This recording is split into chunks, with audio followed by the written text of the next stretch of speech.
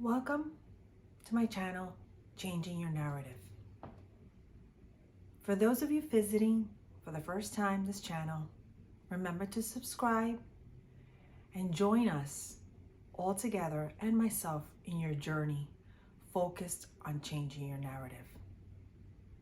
Today's topic is rejection. And when I think of rejection, rejection is it's a scary word. It's a word that sometimes I've avoided in many situations because rejection is tied to pain. Rejection is sometimes tied to suffering, and rejection could be seen in various places in our life. For many years, I carried rejection all around me that built up from my childhood, my teenage years, adulthood, and where I am today.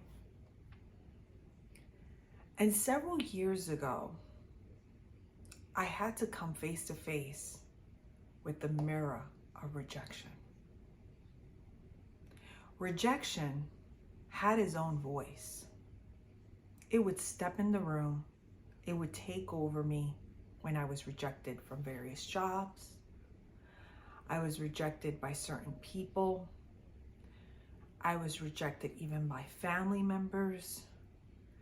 I was rejected in the workplace. Rejection is harsh. The person on the other side that's rejecting you doesn't always know the impact on you. And I had to develop coping mechanisms with that because rejection used to take me to a bad place. There was times that I would be rejected and I would then point the finger at myself and start asking questions. What's wrong with me? Am I not good enough? Do I have the right skills? Am I not smart? Am I not pretty? Do people notice my issues? What do they think of me? It just became this big bubble of pointing that finger on me. That would lead to hours, sometimes even days, questioning why. And I'll give you an example. When I was without a job several years ago, back in 2015, I sent out many applications and received that big no. It came through emails, text messages, letters, phone calls. Those no's kept piling up, and became this large mountain of insecurities. Now, that no of all those applications, interviews I went to, about 80, started piling on other rejections that I experienced in my past. So what happened was that mountain became so large in my life that I didn't even know how to cope with it. It became overwhelming and started appearing in other places. It started appearing in my life, my family life. It started appearing everywhere I went. That mindset of rejection. I'm not good enough. I'm not ready for that, because they're going to say no to me, started piling and being carried everywhere I went. It took over me for a while. It led to a lot of pain because the finger always pointed at me.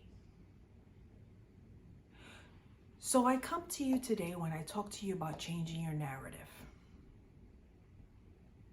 Throughout many times of our life, we're going to be rejected. That is the truth. People are not going to be happy with us. People are going to tell us no. People are going to deny us certain things.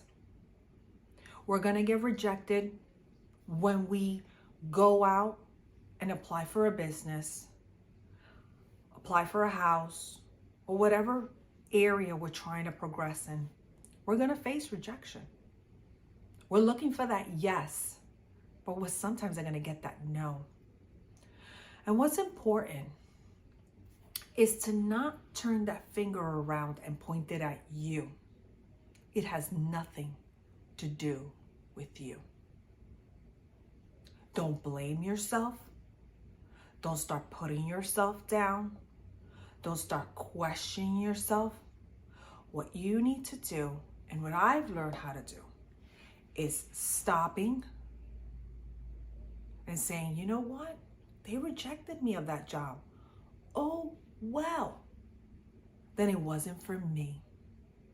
I'm going to keep going.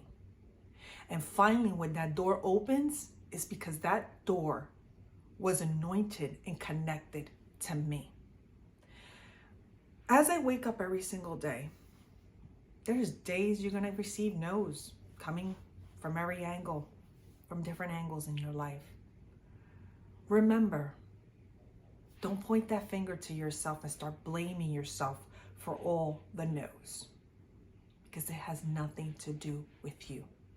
You just have not connected to the right thing. And don't let people control your mindset. Some of these people, you know what, days later, they won't even remember that they rejected you.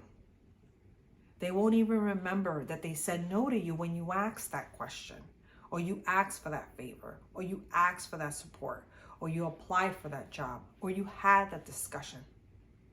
So don't take it upon yourself and blame yourself for those rejections and no.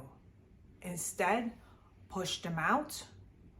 Don't let them come into your core, and know that you are made for great things. And you will not allow rejection to come at you and take over you and consume you and distract you from where you need to go and where those open doors are ready for you to connect to. So change your narrative today. Don't let rejection come in, knock on your door, walk into you. You start blaming yourself and take over your mindset. Remember, you control your mind. You control your narrative. See you in the next episode.